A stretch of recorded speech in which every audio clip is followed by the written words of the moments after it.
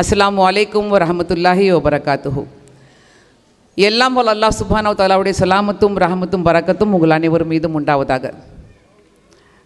2014 2014 இந்திய நாட்டில் அரசாங்கத்தை அமைத்து ஆட்சி நடத்தி கொண்டு வரக்கூடிய பாஜக ஒவ்வொரு முறையும் ஆட்சிக்கு வந்த பிறகு செய்யக்கூடிய முதல் வேலை என்பது மக்கள் மத்தியிலே ஒரு பரபரப்பை உண்டாக்குவது, மக்கள் மத்தியிலே மத துவேஷத்தை உண்டாக்கக்கூடிய விதத்தில் ஏதாவது ஒன்றை புகுத்துவது, அதிலும் குறிப்பாக ஃபோக்கஸ்டு டார்கெட்டட் அட்டாக் அப்படின்னு சொல்லும் பொழுது victimising the minorities of India, especially the Muslim minorities of India, the Dalit minorities of India, the tribals of India. அந்த ஒரு பேட்டர்னுடைய தொடர்ச்சியாகத்தான் நீங்கள் பார்த்தீர்கள் என்றால் 2014 தொடர்ந்து வரக்கூடிய பல்வேறு சட்டங்கள், பல்வேறு அறிவிப்புகள் தான் தோன்றித்தனமாக விதவுட் கன்சல்ட்டிங் த ஸ்டேக் ஹோல்டர்ஸ் அவர்கள் சட்டங்களை கொண்டு வருவது ஒரு ஃபேஷனாக வச்சுருக்கிறாங்க. அதனுடைய 2024 தொடர்ச்சியாகத்தான் வந்து சில மாதங்களுக்குள்ளாகவே எங்களிடம் எங்களுடைய ஆலோசனைகளை கேட்கப்படவில்லை, இது தேவையா இல்லையா என்று விவாதத்திற்கு வைக்கப்படவில்லை, பாராளுமன்றத்தில் இதை பற்றி டிஸ்கஷன் நடக்கலை. இது அவசர கதியில் கொண்டு வந்து ஒரு சட்டமாக வைக்கக்கூடிய காரணங்களுக்கு ஒரு பின்னேற்குறிப்புன்னு சொல்லுவாங்க. ஏன்னா பாராளுமன்ற உறுப்பினர்கள்லாம் இங்கே இருக்கிறாங்க, முன்னாள் உறுப்பினர்களும் இருக்கிறாங்க, இந்நாள் உறுப்பினர்களும் இருக்கிறாங்க. ஒரு பில் வரதுக்கு முன்னாடி before it is floated in the parliament it will be kept for discussion, why it has to be presented. அதெல்லாம் எதையுமே செய்யாமல் வக்ஃபு திருத்த சட்டம், வக்ஃப் அமெண்ட்மெண்ட் ஆக்ட் இன்றைக்கு அறிமுகப்படுத்தப்பட்டிருக்கு. அறிமுகப்படுத்தப்பட்ட அந்த கட்டத்திலேயே மிகப்பெரிய ஒரு எதிர்ப்பை வெறும் முஸ்லீம் எம்பிகள் மட்டுமல்ல, பாராளுமன்றத்தில் இருக்கக்கூடிய மனசாட்சி இருக்கக்கூடிய அத்தனை கட்சிகளும், மனசாட்சியுடைய அத்தனை கட்சிகளும் எதிர்ப்பை பதிவு செஞ்சுருக்கிறாங்க. அதற்கு யாரெல்லாம் எதிர்ப்பு தெரிவித்தார்களோ அத்தனை கூட்டணி இயக்கங்களுக்கும் நம்முடைய மரியாதைக்குரிய தலைவர் அவர்கள் அன்றைக்கு அவர்கள் நன்றியை அறிவிப்பு செய்தார்கள். அது முன்னோடியாக அந்த எதிர்ப்பை தலைமை தாங்கக்கூடிய விதத்தில் காங்கிரஸ் பேரியக்கம், திராவிட முன்னேற்ற கழகம் மற்றும் இந்தியா கூட்டணியில் இருந்த அத்தனை கட்சிகளும் தங்களுடைய எதிர்ப்பை பதிவு செய்திருக்கின்றன. அது ஒரு பக்கம் நடந்து கொண்டிருக்கக்கூடிய நேரத்தில் ஜாயிண்ட் பார்லிமெண்ட்ரி கமிட்டி என்று அமைக்கப்பட்டு தலைவர் அவர்கள் அதை பற்றி உங்களுக்கு விளக்கமாக சொல்லியிருக்கிறாங்க. இப்போ ஜாயிண்ட் பார்லிமெண்ட்ரி கமிட்டி எல்லா ஸ்டேட்லேயும் இப்போ ட்ராவல் பண்ணிக்கிட்டு இருக்காங்க. தலைவர் எதை ஒன்று செய்தாலும் ஒரு பொலிட்டிக்கல் ஃபோர்சைட்டோடு பண்ணுவாங்க. இது வந்து எதேச்சையாக அறிவிக்கப்பட்ட ஒரு கருத்தரங்கம். ஆனால் அந்த கோயின்சிடன்ஸ் என்னன்னு நீங்கள் பார்த்தீங்கன்னா, இன்றைக்கி 27 சென்னையில் நம்ம இந்த கருத்தரங்கத்தை நடத்தி கொண்டிருக்கிறோம். 2 நாட்களில் ஜாயிண்ட் பார்லிமெண்ட்ரி கமிட்டி சென்னைக்கு வராங்க. திங்கட்கிழமை அன்னைக்கு ஜாயிண்ட் பார்லிமெண்ட்ரி கமிட்டி இங்கே இருக்கக்கூடிய ஸ்டேக் ஹோல்டர்ஸ், இங்கே இருக்கக்கூடிய முத்தவள்ளிகள், வக்கீல்கள் இடமிருந்து அவங்களுடைய ஒப்பீனியனை வாங்க வராங்க. அப்போ இது ஒரு எவ்வளோ அருமையான ஒரு ஏற்பாடு என்பதற்கு அல்லாஹ்வுக்கு நன்றி கூறியவராக நம்முடைய தலைவர் அவர்களுக்கு நம்முடைய பேரியக்கத்தின் சார்பாக மனமார்ந்த நன்றியை தெரிவித்துக்கொள்கிறோம். நம்மளை பல பேருக்கு வக்ஃபுனால என்னன்னு தெரியல. அது கருத்தரங்கம் என்னான்னு கேட்டோன்னா வக்ஃபு போர்டுக்காக வந்திருக்கக்கூடிய சட்டம் அப்படின்னு சொல்கிறாங்க. வக்ஃபு போர்டுக்காக வந்த சட்டம் கிடையாது. வக்ஃபு வேறு, வக்ஃபு ஆக்ட் வேறு, வக்ஃபு போர்டு வேறு. இதில் முதல்ல நம்மளை பல பேருக்கு அல்ஹம்துலில்லாஹ் இந்த சட்டத்தினால இன்னமால் உஸ்ரி யுஸ்ரா, இன்னமால் உஸ்ரி யுஸ்ரா, ஒவ்வொரு சோதனையோடு அல்லாஹ் சொல்கிறான், உங்களுக்கு நான் சாதனையை வச்சுருக்கேன் அப்படின்றான். அல்லாஹ் கஷ்டத்தோடையே தான் இலக வச்சுருக்கிறேன் அல்லாஹ் சுப்ஹானஹு வ தஆலா. அப்போ இங்கே பல பேருக்கு வக்ஃபுனாலே என்னன்னு தெரியாது. நம்ம சமுதாயத்தில் இருக்கக்கூடியவர்களுக்கு அதை பற்றி ஒரு விழிப்புணர்வு இல்லை, ஒரு தெளிவு இல்லாததை அல்ஹம்துலில்லாஹ் இந்த ஒரு சட்டத்தின் மூலமாக உண்டாக்கி கொடுக்கக்கூடிய வாய்ப்பை தந்திருக்கான் அல்லாஹ் சுப்ஹானஹு வ தஆலா. வக்ஃபு என்றால் நிறுத்தி வைக்கப்பட்டது, இன்னும் கொஞ்சம் அதை இம்ப்ரூவ் பண்ணி சொல்லணும்னா தடை செய்யப்பட்டது, ரெஸ்ட்ரிக்டட் ஏரியா. எதற்கு தடை செய்யப்பட்டது, எதற்கு நிறுத்தி வைக்கப்பட்டிருக்குன்னு பார்த்தீங்கன்னா, அது இன்னைக்கு நேரத்தில் அல்லாஹ் சுப்ஹானஹு வ தஆலா திருமறை திருக்குரானை அருளிய அந்த காலகட்டத்திலிருந்தே இந்த ஒரு மரபை நம்முடைய முன்னோர்கள் பின்பற்றி கொண்டு வராங்க.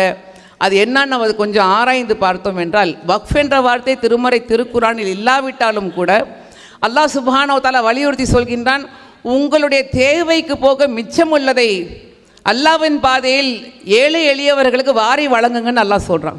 ஜக்காத் வந்து கம்பல்சரி எங்களுடைய ரிலீஜியஸ் டேக்ஸ், அது கட்டியே கொடுத்தீங்க தீரணும் 2%. அது அல்லாமல் அல்லாஹ்வுடைய பாதையில் செய்யக்கூடிய தர்மம், சதகா, சேரிட்டி, ஹைராத், அதுக்கு எல்லையே கிடையாது.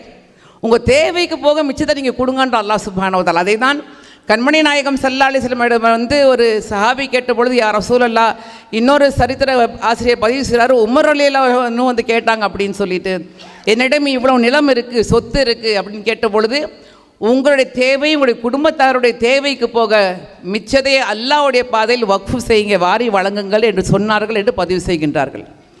இன்றைக்கி உலகத்திலேயே மிகப்பெரிய வக்ஃபு எங்கே இருக்குது, அந்த நிலப்பரப்பு எங்கே இருக்குது அப்படின்னு நீங்கள் பார்த்தீங்கன்னா, அல்ஹம்துலில்லாஹ் மதீனா முனவ்வராவில் ஹஜ்ஜுக்கும் உம்ராவுக்கும் செல்லக்கூடியவர்கள் நீங்கள் அங்கே கண்கூடாக பார்ப்பீர்கள், உஸ்மான் இப்னு அஃபான் என்டோமெண்ட், உஸ்மான் இப்னு அஃபான் வக்ஃபுன்ட்டு அங்கே பதிவு செய்யப்பட்டிருக்கும். மிகப்பெரிய ஒரு வக்ஃபு என்பது உஸ்மான் இப்னு அஃபான் 1400 ஆண்டுகளுக்கு முன்னால் வாரி வழங்கி அது இந்நாள் வரைக்கும் மக்களுக்கு பயன் தரக்கூடிய விதத்தில் வக்ஃபு செய்யப்பட்டு அதனுடைய வரக்கூடிய இன்கம்மை வந்து ஏழை எளியவர்களுக்கும் சமுதாயம் பயன்பெறக்கூடிய விதத்திலும் கொடுத்துட்டு வராங்க. அப்போ உலகத்தில் எங்கெல்லாம் முஸ்லீம்கள் இருக்கின்றார்களோ அவர்களெல்லாம் வக்ஃபு செய்யக்கூடிய ஒரு பாரம்பரியம் இருக்குது. Though it is not compulsory, it is a tradition in Islam. Our forefathers have given it.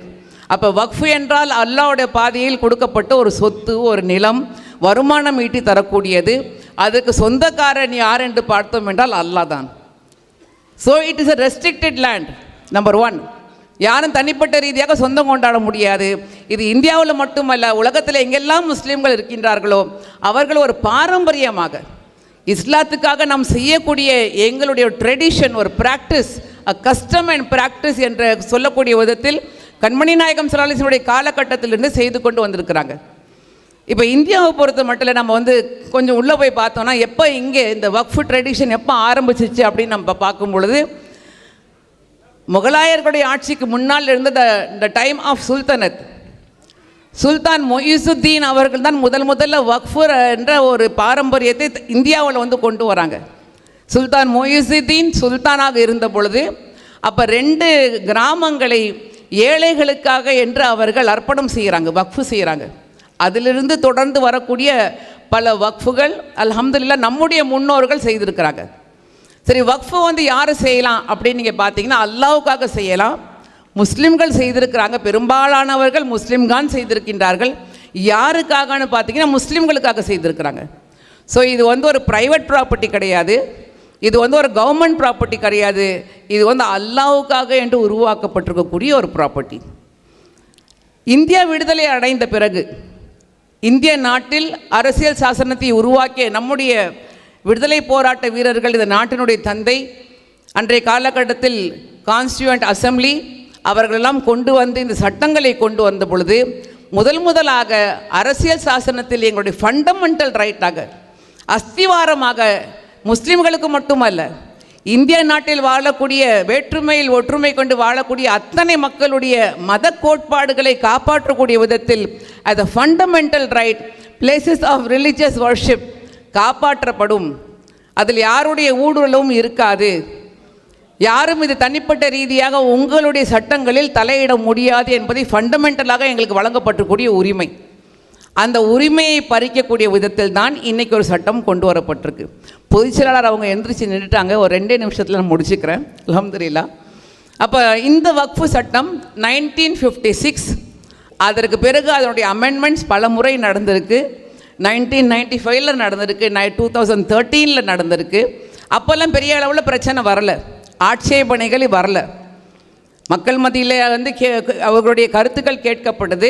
இன்னும் சொல்லப்போனால் தலைவர் அவர்கள் கே ரஹ்மான் கான் சாஹிபுடைய தலைமையில் ஒரு ஜாயிண்ட் பார்லிமெண்ட்ரி கமிட்டி அமைக்க பொழுது the joint parliamentary committee went around India for 10 years. 10 வருஷத்துக்கு அவங்க வந்து இந்திய நாட்டினுடைய லென்த் அண்ட் பிரெத்துக்கு போனாங்க, மக்களுடைய கருத்துக்களை கேட்டாங்க. நாட் ஓவர் நைட், கண் துடைப்புக்காக கிடையாது. 1996 to 2006 10 வருஷம் கருத்துக்கள் கேட்ட பொழுது அதற்கு பிறகு ஜஸ்டிஸ் ராஜேந்திர சச்சார் கமிட்டி வந்து அமைக்கப்பட்டது.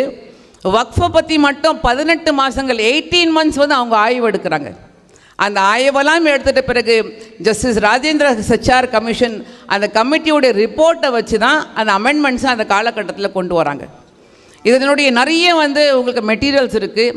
இந்த அரங்கத்தை நிரப்பிக்கொண்டு உட்கார்ந்துருக்கக்கூடிய அத்தனை மக்களையும், ஆண்களையும் பெண்களையும் நான் அதிக நேரம் எடுத்துக்கொள்ளாமல் என்னுடைய இறுதி கருத்தாக நான் இதுதான் வைக்கிறேன். ஆட்சேபனைகளை பற்றியெல்லாம் நம்ம கேட்டுக்கிட்டு வரோம். ஆலோசனைகளை பற்றி நான் முடிக்க விரும்புகிறேன். We know the objections, but what is the suggestion?